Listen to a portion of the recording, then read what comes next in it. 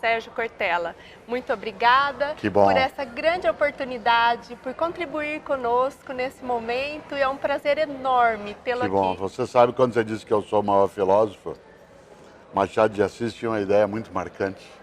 Ele dizia: está morto, podemos elogiá-lo à vontade.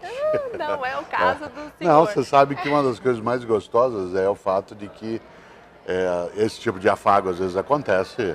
Ele é exagerado, mas ele é bom, né? O afago tem que ser exagerado sempre, mas é uma coisa sempre honrosa imaginar que as pessoas passaram a identificar também a filosofia e as pessoas que a exercem sem um tipo de pudor que se tinha antes, que era um pouco mais escondido. Agora não, agora já dá para abrir mais.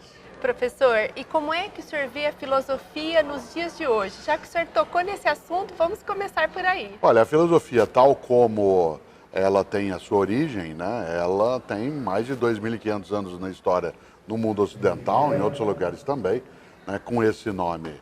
Ela tem, né, esses 2.500 anos nesse nosso mundo como uma forma de um pensamento metódico, sistemático sobre a própria vida. Por isso, ela faz falta sempre, mas ela não resolve todas as coisas como nada o faz. Por isso, a filosofia tem que ter, né, uma clareza da sua importância para uma vida que não seja robótica, automática, banal, mas também tem que ser humilde para saber que ela é só um pedaço, né, da nossa trajetória de reflexão.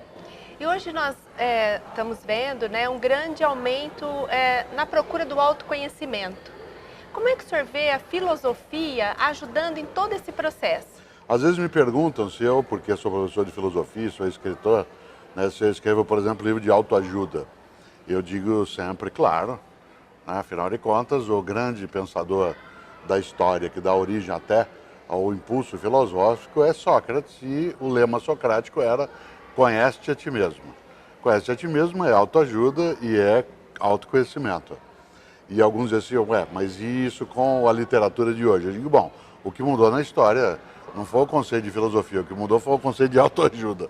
O conceito de autoajuda que ficou um pouco mais banalizado. Mas a ideia do autoconhecimento, ela é decisiva, né, no campo filosófico. Afinal de contas, ninguém se debruça sobre a filosofia apenas, né, por um diletantismo passageiro. Aí há algum tipo de intenção, de investigação, e o autoconhecimento é algo importante demais nisso.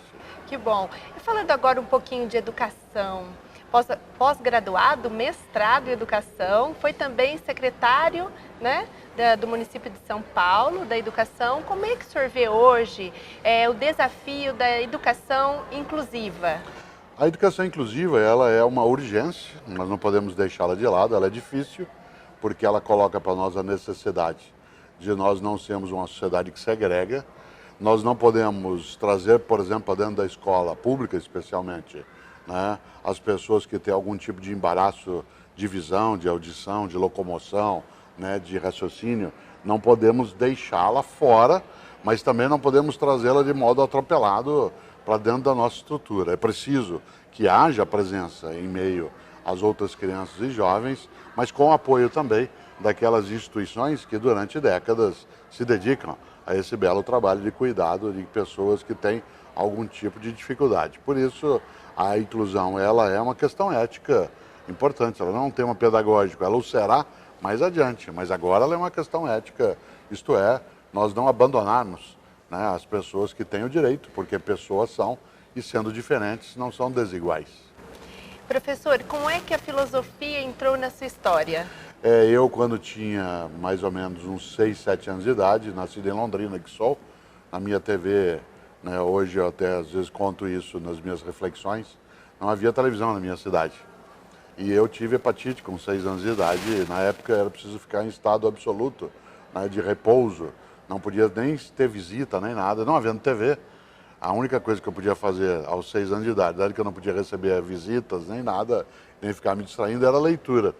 Na primeira semana eu lia tudo aquilo que os vizinhos trouxeram de coisas de crianças, depois obras infantis, depois de um mês a vizinhança e a minha casa começou a trazer os livros que existiam, entre eles livros de filosofia. Então, por exemplo, eu comecei a ler Dostoiévski, um pouco de Descartes, alguma coisa, né, de Kant, coisas mais diretas de Machado de Assis, com 6 anos de idade. Eu não entendia, mas eu lia, né? Aquilo foi criando em mim um desejo, um gosto por aquela literatura. Quando eu, aos 17 anos, decidi qual universidade que eu poderia cursar, eu escolhi a filosofia como sendo meu modo de dedicação e profissão na vida, e ela estou esse ano fazendo 44 anos. Nossa, parabéns, professor. Que bom. O senhor é um grande estímulo a todos.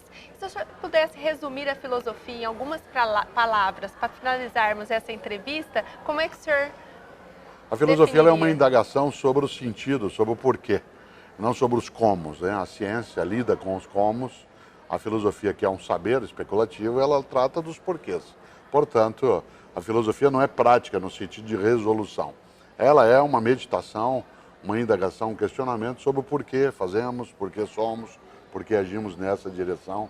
Nesse sentido, a filosofia, em grande medida, é o que impede que a gente tenha uma vida que seja robótica, que seja inconsciente, que seja alienada. Não é só ela, mas ela ajuda bastante.